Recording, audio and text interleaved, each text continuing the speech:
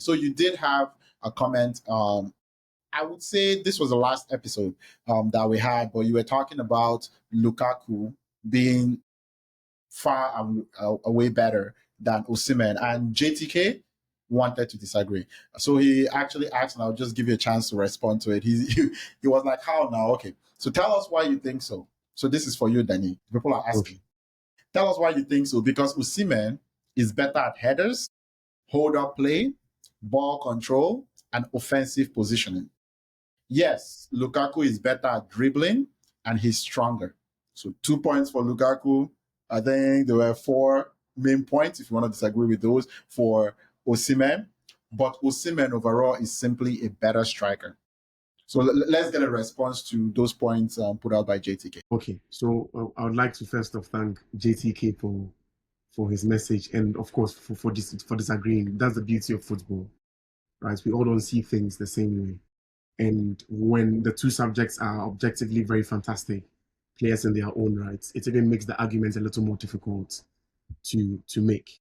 So I appreciate his objection, but I equally disagree, right? And we get it. Osimhen seems to be the it thing now, so there's often that easy way to just seep into recency bias and then speak based on that. But historically, when we talk about strikers, right, strikers earn their badges through goals.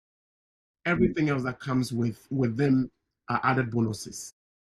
There's a reason why, again, forgive me, I'm going slightly off tangent, but there's a reason why Chelsea fans are crying about Dila. He comes in, he's not delivering, and he's been erratic on the pitch. If he was scoring like Diego Costa came and was scoring and was still being a nuisance, would praise him.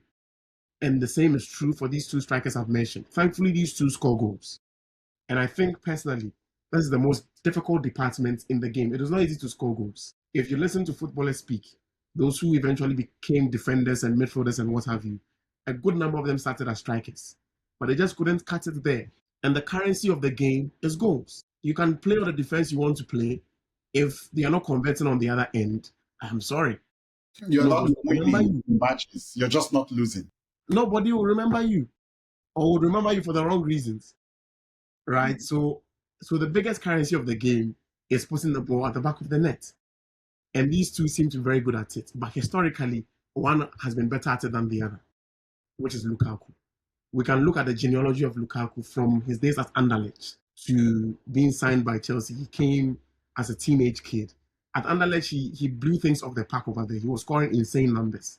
And not like, oh, he's a kid, because, again, he was objectively bigger than almost everybody he was playing against. So he could bully them, and he was scoring like for fun. But then it's youth football, so we don't write that as much. He comes to Chelsea at 18. The Chelsea team at the time was not one that was designed for youth players, because there were big boys who had to earn their salaries, Drogba, Torres, and the likes. So he couldn't cut it as a young boy. He needed playtime. What did Chelsea do? They sent him to West Brom. And this young man scored 17 goals for West Bromwich Albion. 17 goals. He came back from loan with a landmark hat-trick against Alex Ferguson in his final game. He came back to Chelsea. He was sold permanently for 24 million to Everton. He's by far, or he's still, Everton's all-time top scorer in the Premier League with 100-plus goals. From Everton, he goes to Manchester United. Yeah. And you can ask any Manchester United fan. Yes, people laugh at him, his first start, blah, blah, blah, blah, blah. But you look at the number of goals he scored as against the number of games he played, it is not too far off. And then it shows how elite he is. The problem with Lukaku is he crumbles when the big moments need him. That has been his problem. But when it comes to giving you goals, because he has almost 400 goals, almost 400 career goals. Yeah. He's Belgium's all-time top scorer in every tournament and collectively, right? People would say, how old is Osimhen? How old is Lukaku? Which is fair, which is all plain and simple, fair game. But you ask yourself, how old is Haaland? But Haaland is knocking on the door of people who have scored X amount of goals in history. And he's only 22 or 23 or 24. So age, yes, might be a factor, but it's not a defining thing. Historically, even in the Serie A, maybe that is where the two of them played. When Osimhen left and then Lukaku was sent to Napoli, he delivered the league again. Lukaku delivered the league and he was their top scorer. Yeah, they What both are we talking delivered about? leagues here at So what are Napoli. we talking about? He's gone to your playground and then still boss your playground because that is Osimhen's claim to fame was the season they won they won the Napoli, yeah. league. Yes, that was his claim to fame where he scored I think 35 plus goals, which we don't take anything away from him. Fantastic stuff. But then again, Lukaku did it with Milan. He went to Napoli, your background where you were seen as a god, and he blew it off the park over there too with McTominay, right? So on all fronts, I don't think there's no you can talk. Yeah, Osimhen is good with his head, blah blah blah blah blah. Put your goals on the table, and They, where have you done them?